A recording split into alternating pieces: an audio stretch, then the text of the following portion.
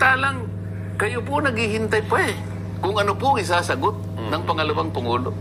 Hindi po nyo kami papayuhan. Payuhan nyo po kami. Kasama na ako doon.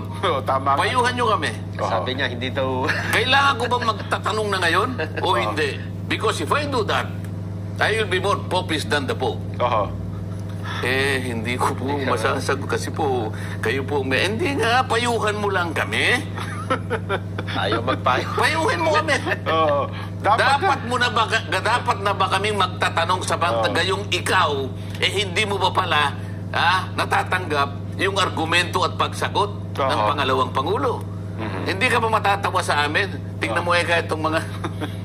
Dapat ka na bang... Nagdadadamba na sila. Ayaw niya yung naglulunod. O sige, nagdadadamba.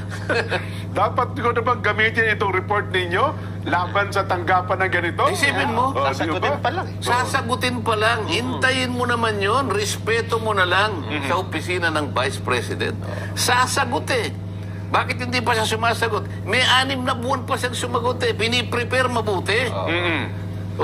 Katapos-tapos, anong malay mo kung halimbawa nasagot niya? At medyo tumama at sinabi, oo nga pala. So, allowed. So, wala na yung, mamamatay na yung notice of disallowance. Kasi allowed eh. Naipagtanggol niya yung sarili niya. Ngayon, bakit ka magtatatanong ngayon? Ba't ka maglulundag?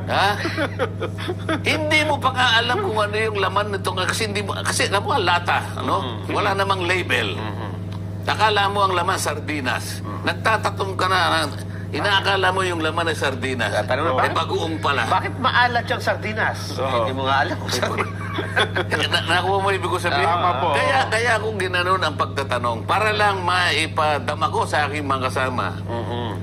Mga kasama, parehang masyado tayong atilintado.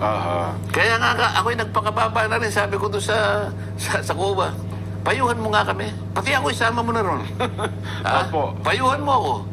Ayaw niya naman niya akong payuhan. Opo. Ay mukhang... ay, nako. Nung narinig ko nga yun, doon ako naunawaan mo, di ba? Yan ang sinasabi ko. Naunawaan ko eh.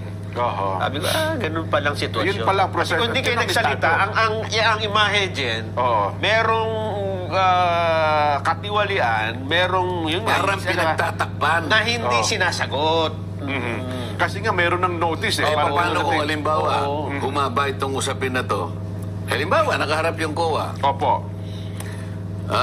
Mr. COA Representative, Madam COA Representative, sino po ba sa amin dito sa kabuuan ng House of Representatives ang merong notice of disallowance? Nako, lahat po, malamang. Kaya sabihin niya, mawalang galong na po sa inyo, sir.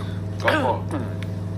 99% po meron kayong notice of disallowance. Lahat ng ano kaya? Totoo. O paano ngayon? Yun ang malaki, totoong katotohanan kong.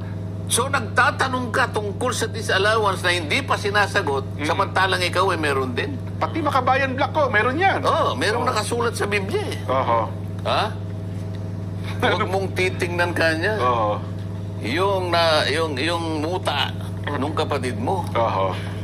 Ang tingnan mo ay nakahambalan sa sarili mong mata. Baka mas malaki pa yan yan. Oo, nakalagay pa ron eh. Totoo. Parang isang punong kahoy ang nakapara sa kanyang mata eh.